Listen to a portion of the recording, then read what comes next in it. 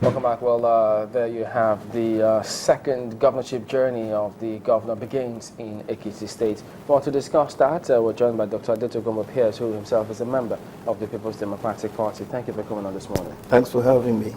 Well, while beginning that journey, of course, not without ruffling some feathers, because those who watched the live proceedings as it played out, some of the words, remarks he made, of course, in some papers, also reflecting reversing so many decisions about the state of the finances. He says we're not in the best of shapes, and so they already expect that, yes, they expect to hit the ground, but then they expect some breakbacks. Well, that is to be expected of a new administration. The new governor must bring into force his own ideas, his own vision. But I know that his Fayose's anger or resentment or reservation about the former administration is actually limited to the individuals and their policy. So it is not resentment or criticism of the people or of the system per se. So he would now do things his own way to improve on what Fayemi had done.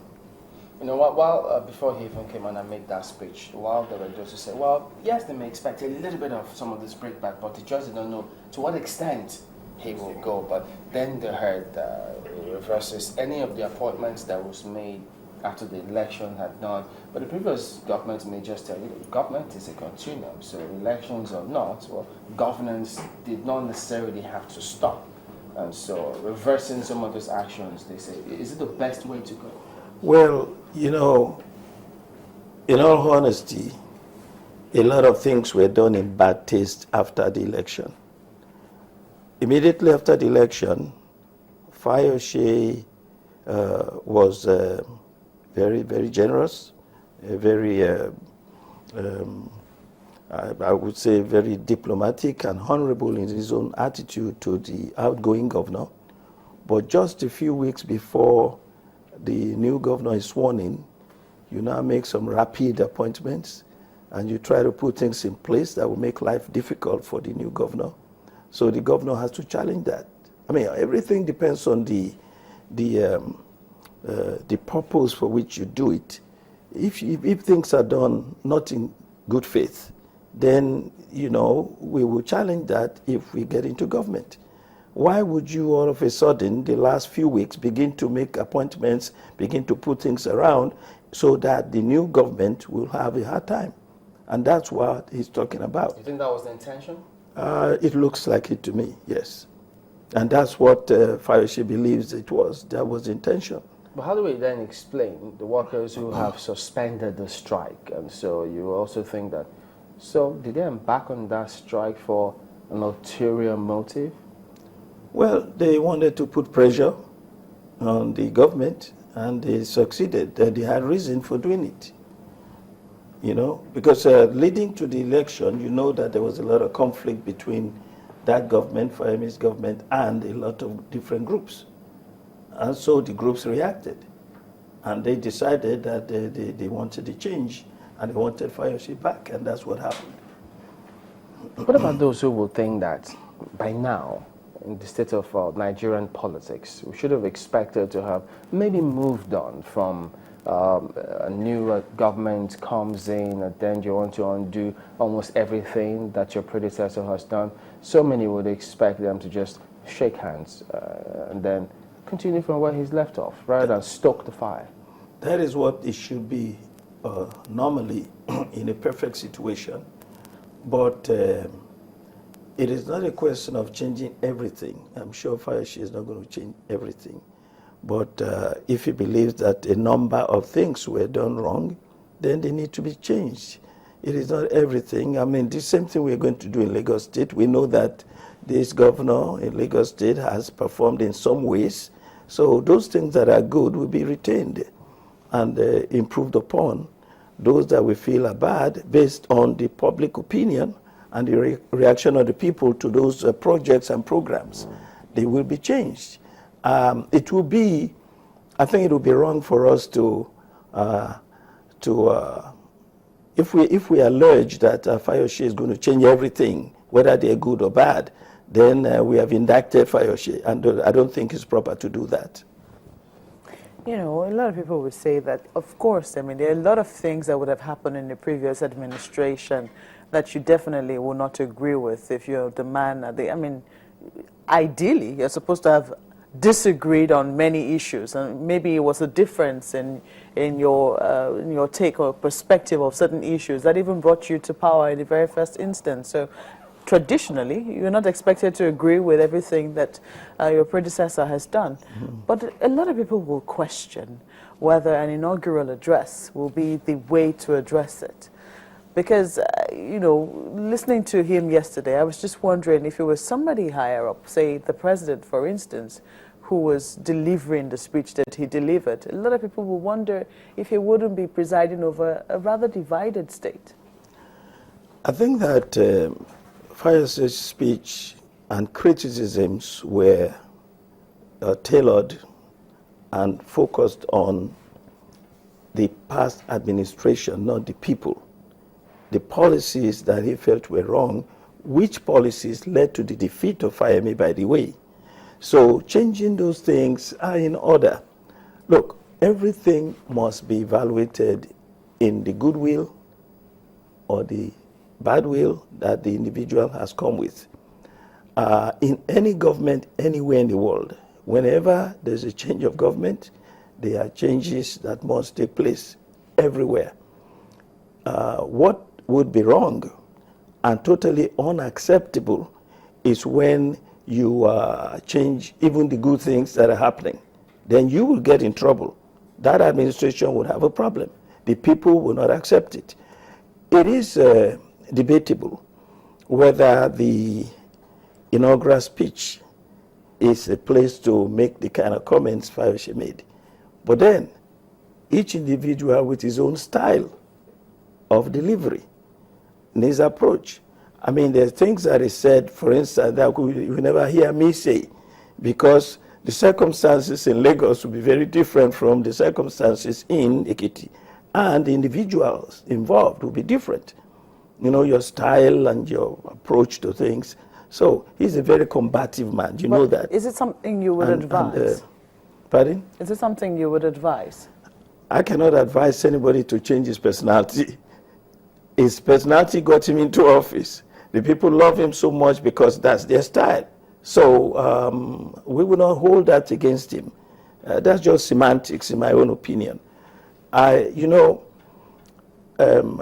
I would do would be different from what he would do. And again, based on the circumstances that prevail. I think one of the things that really annoyed him was after the election, when Fayemi congratulated him, and he was very generous, and we thought we had a cordial relationship, and all of a sudden, the APC got back to their old tricks, where if you win election, they will find some technical way to throw you off, even though the people have spoken, as it happened to us in Lagos in 2012 local government elections, where we won clearly in some places, and all of a sudden, we found ourselves at the tribunal. And then from the tribunal, even when we won the cases at the tribunal, they went to appeal, and we lost at appeal, even though the people had spoken with their votes. Some of the votes were counted in court. Ikoyi Obalende, for instance, where Obanikuru Jr. won, clearly, the votes were counted in court. And yet, for technical reasons, the people's choice was rejected. So, I'm not saying that the courts don't have a role to play. That's democracy. But if you're talking about the will of the people, people have voted. All of a sudden, you are looking for excuses not to swear in the governor. So that's kind of annoying. And it depends on how you would take it. Fayose took it in a bad way and said, look, this is not fair. These people are not honorable people. And we must investigate everything that they're doing and they have done. And we must correct them. And that's the genesis of his